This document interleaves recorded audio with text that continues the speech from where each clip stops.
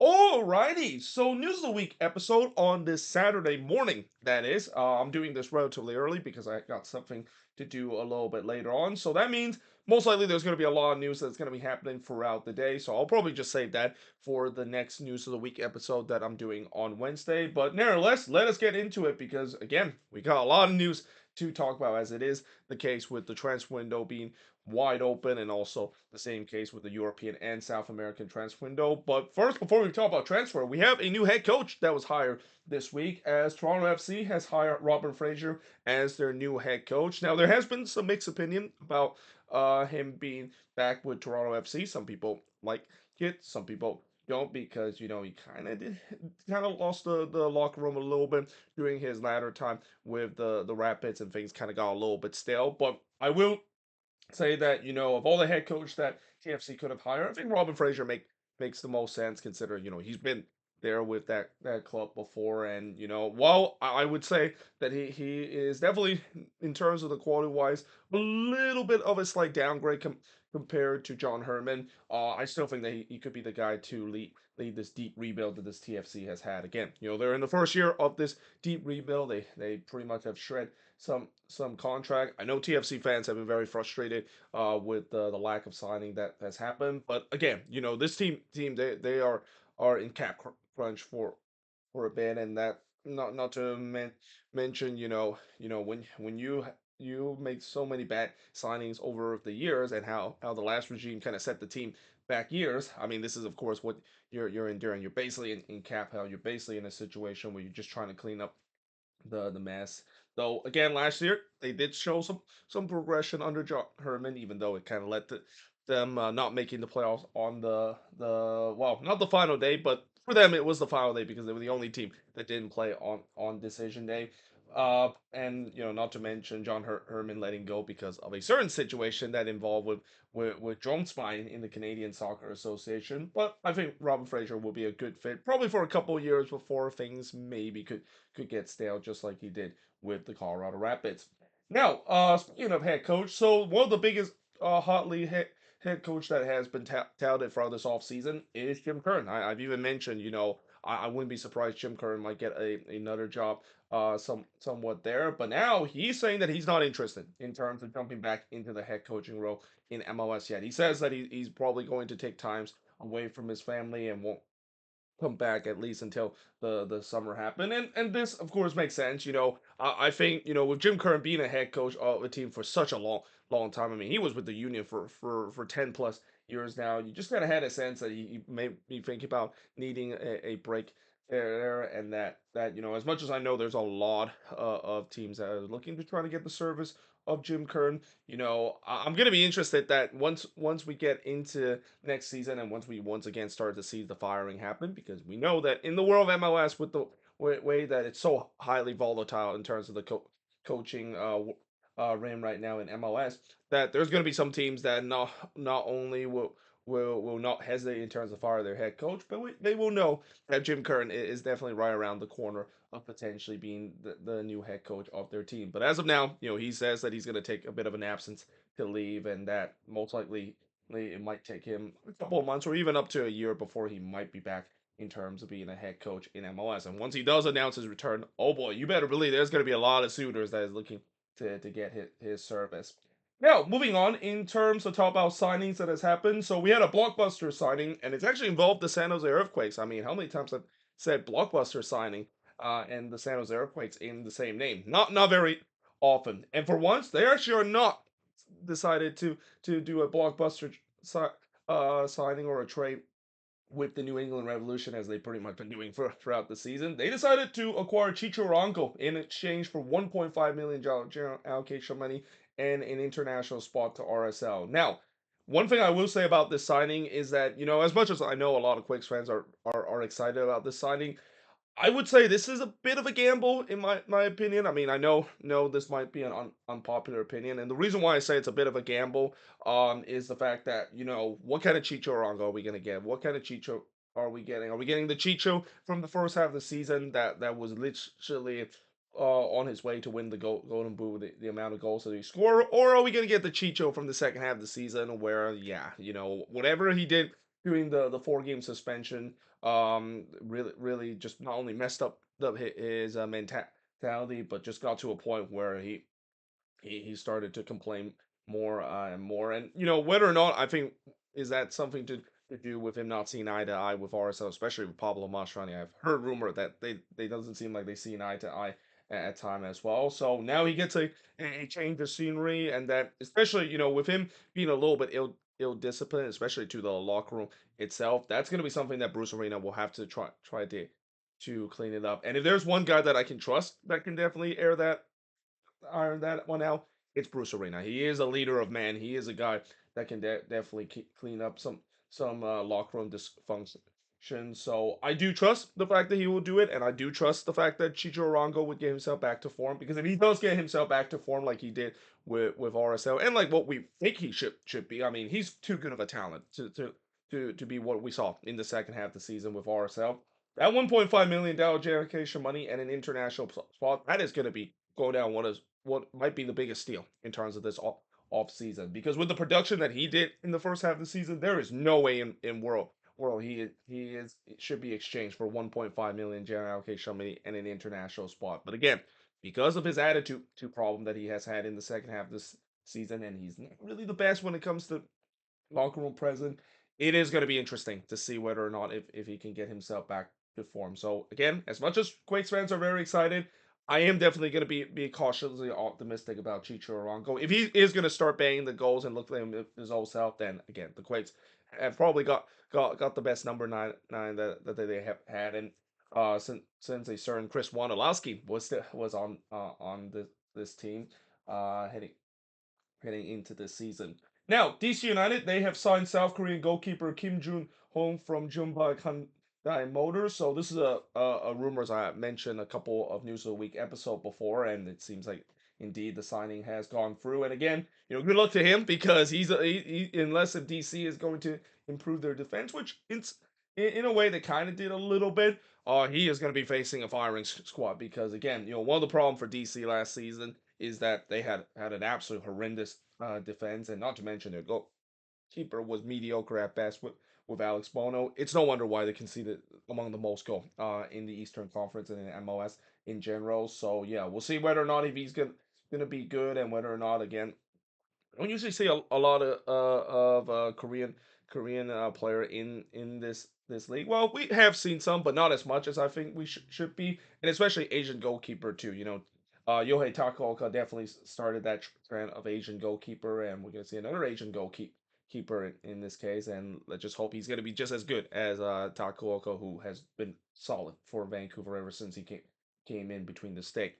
Now, New England, they have signed winger Inacio Ganago from Nantes. Now, from what I heard, it seems like this is more for depth reason rather than just a regular starter. So we'll see whether or not if he's going to do well with New England. And then speaking of depth, Atlanta United look like they have found their Daniel Rios replacement by signing Japanese forward Cayman Tagashi from Saigon Tulso. Now his number isn't really that spectacular, especially for J League standard, and Atlanta fans have been kind of a little bit questionable with when it comes to this signing, especially if they're gonna find a Daniel Rios replacement, and if this guy is gonna be the guy to do so, why don't they just kick Daniel Rios in the first place? But we'll see whether or not if he can do well in MLS. And again, he's a guy that I'm pretty sure when it comes to Japanese number nine, I think Atlanta United was hoping for the other Japanese number nine that currently plays for Celtic rather than this guy that actually was born in America but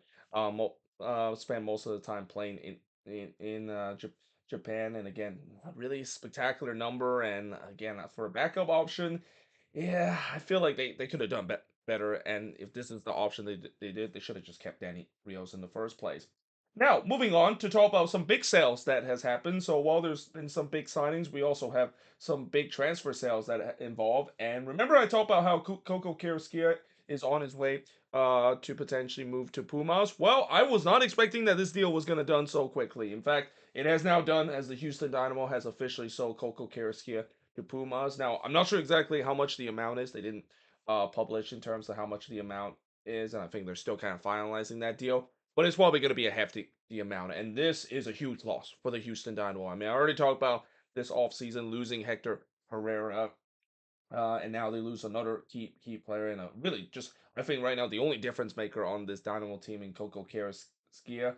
This does put a lot of pressure for the Dynamo front office to spend money to try to find a replacement, and so far they have been very quiet when it comes to the transfer window, which that's got to frustrate Dynamo fan because they've seen this story before. This was the same case last season as well.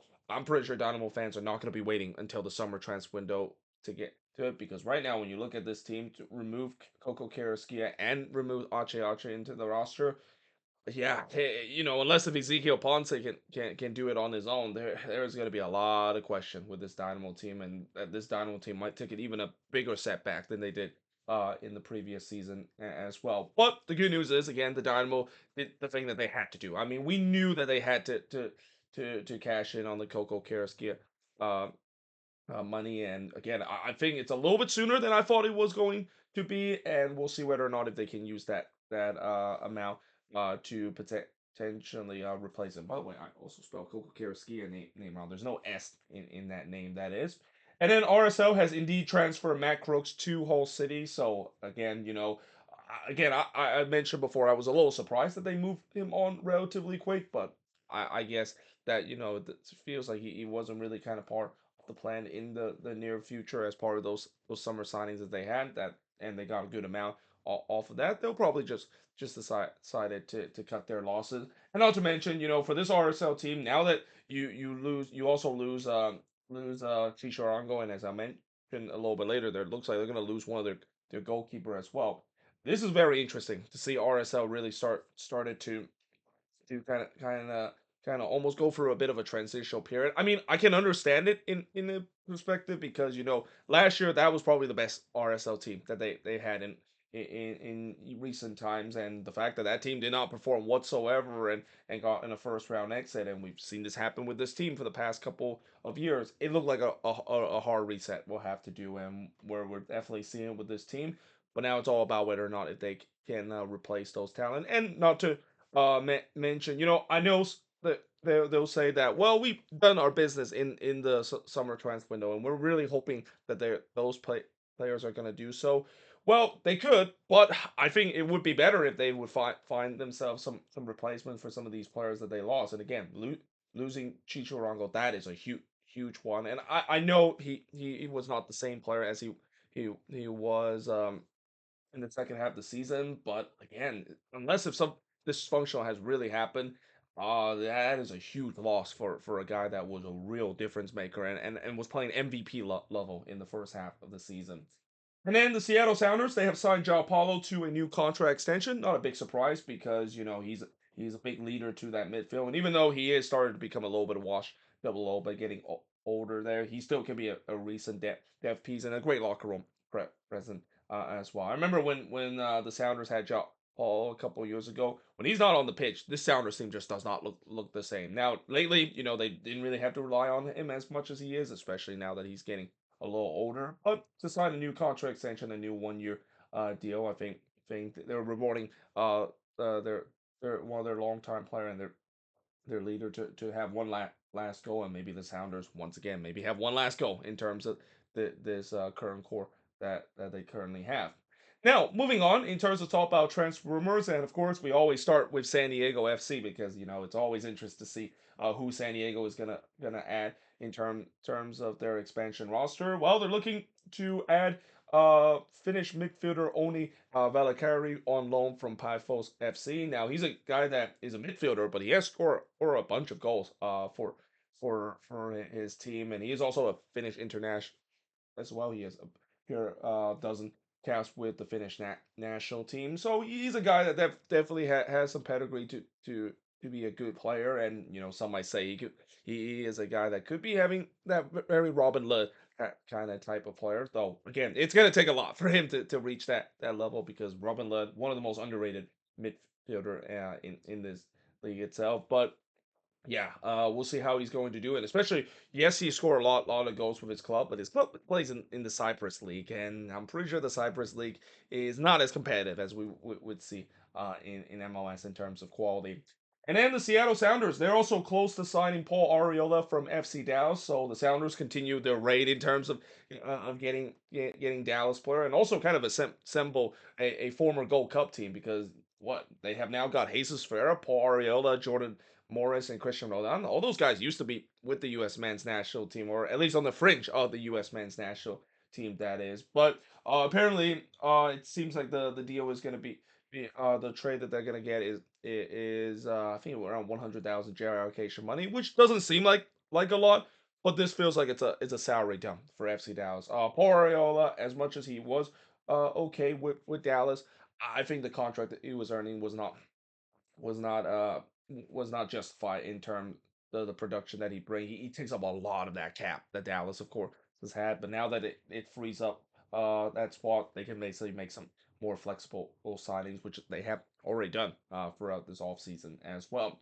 And then speaking of the Sounders, so their GM Craig Wable has confirmed the club free DP, and it will be Jordan Morris, Albert Rusnak, and Pedro de la Vega. Now Morris does have a performance-based incentive that his contract will make him a DP player. So it's kind of interesting that Craig Wable mentioned that he's a DP, but technically it really isn't, because Jesus Ferreira actually occupied one of the designated player spots. So if Jordan Morris does meet that performance incentive, then they got a bit of an interesting decision to see who they're gonna move on or who they're gonna buy down. I always thought that Albert Rusnak was gonna be a guy that could be bought down. I mean, I know he had a great season last year, but still, I don't think it's the level that they expected to him, especially the designated player tag number, and he's definitely nowhere near as good as what Nico Ladero left on this team. But then I also think, what about Pedro de la Vega? Because Pedro de la Vega has been very underwhelming during his time with the Sounders, and again, one of the big risks when they decided to get him in the first place is that he's very injury prone, and we saw it last season.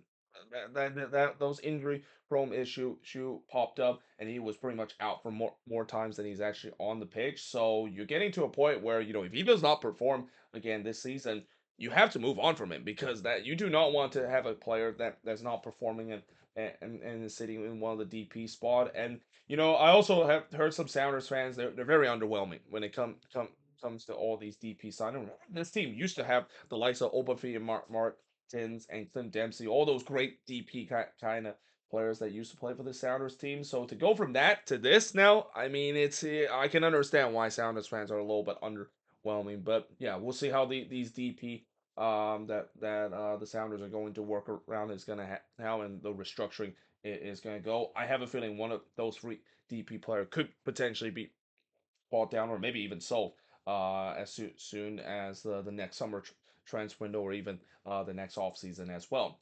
Now, Inter Miami, they are reported to agree to sign Venezuelan midfielder Telesco Segovia from Casapia from $2.5 million plus some sell-on fee. Now, not only this is a record transfer for this guy's respective club, but many have touted that this is the Diego Gomez replacement, and especially from what he has done so far with his current club, and maybe sooner to be former club. He's a guy that can be a Diego Gomez kind of replacement. Which, again, no pressure, because Diego Gomez was absolutely electric for this Inter Miami team. Probably the best youngster in this league, and the guy that sold off for a huge amount of money to Brighton.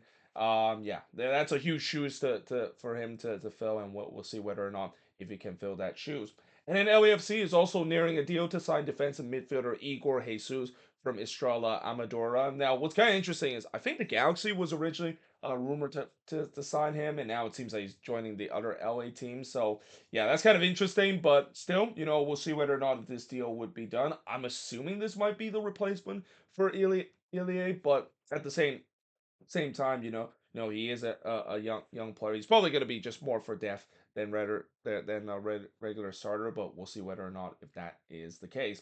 And in Orlando City, they are finalizing a deal to sign Colombian winger Nico Rodriguez from Brazilian side Fortaleza. Now, this is a guy that, again, I don't know much about it, and as much as I want to say this is the Facundo Torres replacement, I guess maybe you could say it is the case, even though they don't play in the same position. So yeah, we'll see how good he is is going to be. And then Toronto FC, they're also looking to sign Canadian winger Theo Carbonell on loan from Granada and set to also sell Thiago Andrade as well. So, hey, pretty much waste no time in terms of moving on from Thiago Andrade that they got in the expansion draft. I thought he was going to get a second chance with TFC, but it seems like that is not the case.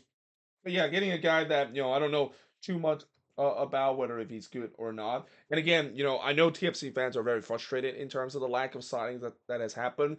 But I think there's a reason why that is the case. I think this new front office, after seeing what the previous regime did with being kind of a little reckless when it comes to some of the signings and not making some good decision. They're probably being a little bit more conservative when it comes to some of the signing. And again, as I mentioned, with the cap situation that they're in right now, and they're still trying to solve the situation with those two Italians. I've heard a lot of rumor that it seems like Lorenzo Insigne could be on his way out of TFC.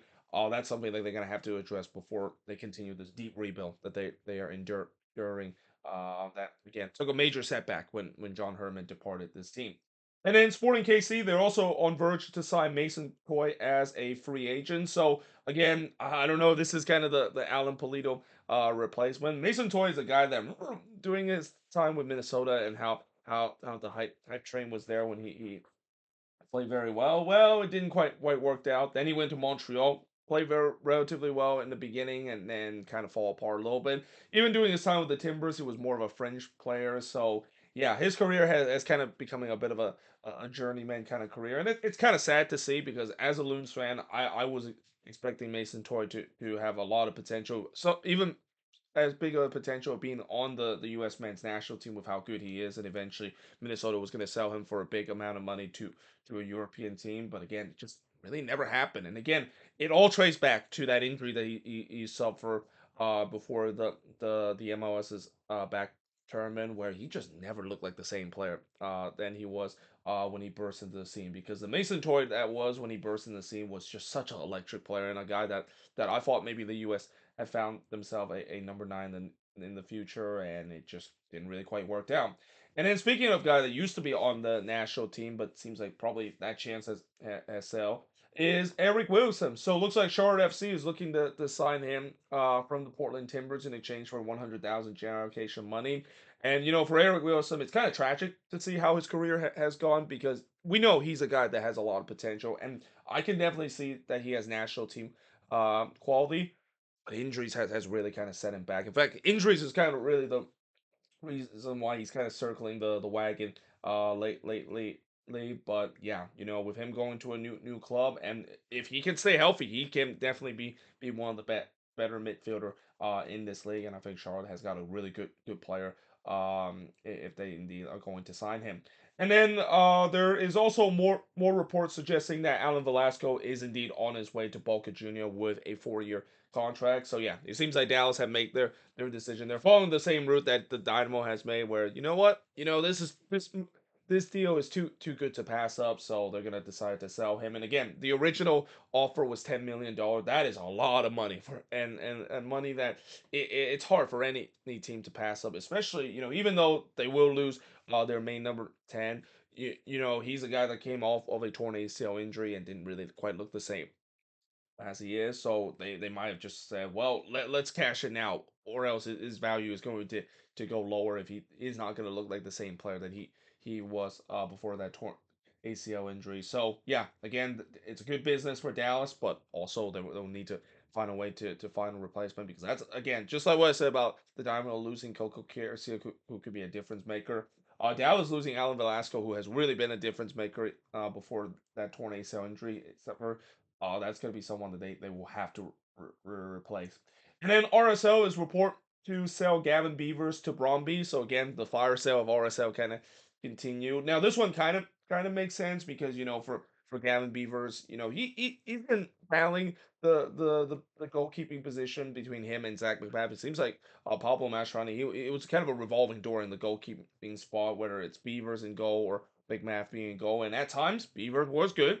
Um, and McMath wasn't. But then at time it was the other way around, where Beaver was not great and McMath was on his game. So feels like they had to make a decision to maybe get rid of one of those. They decided to choose Gavin Beavers, and him going to Europe. We'll see whether or not if he can continue to develop his career. Now, one goalkeeper that looked like it was on his way out of MLS now it doesn't seem like it's going to happen is Imi Ochoa. So it is now reported that he's not going to move to Cruz Azul. And again, as a Quakes fan, I do feel like this is kind of sad to see that the Quakes decide to let go of a player that I think that he could not only have potential to be the starting goalkeeper for this team, but a guy that can continue to develop in the MLS Next Pro, and maybe if Daniel gets injured, he would be the guy that would be a great replacement from that spot. And it feels like maybe the Quakes realize that and not ready to cash in terms of the deal. I mean, the $3 million that was reported, that is a bit of money for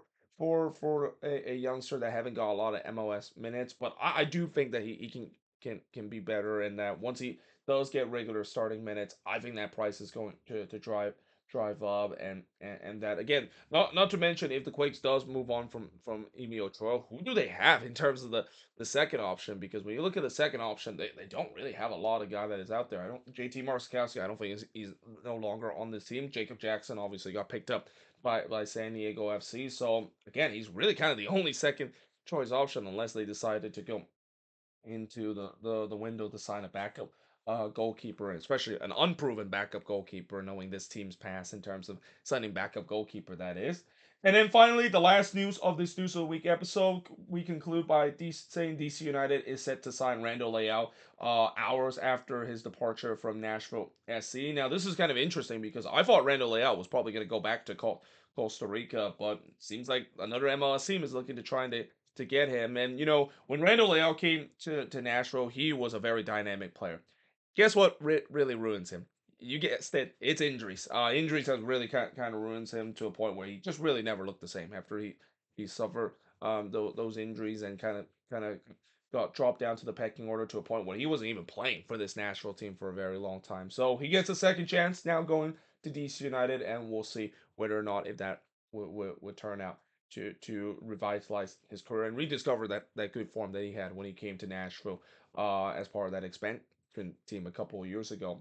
But there you have it. That is pretty much it for this week News of the Week episode. And again, because I did this early in Saturday morning, I'm pretty sure there's gonna be a lot of news that's gonna happen later this afternoon. And before you basically spam in terms of the comments saying, "Well, what about these news that I didn't cover?" I'll definitely cover that when we get to um to Wednesday's News of the Week episode. But like I said, always hope you guys enjoyed this video. If you do, make sure to leave a like, smash the subscribe button. If I didn't mention here some notable news that has happened before Saturday morning that happened on Friday, Thursday, or even Wednesday, let me know in the comments below as always. But until then, hope you guys enjoyed this video, and I will see you guys next time.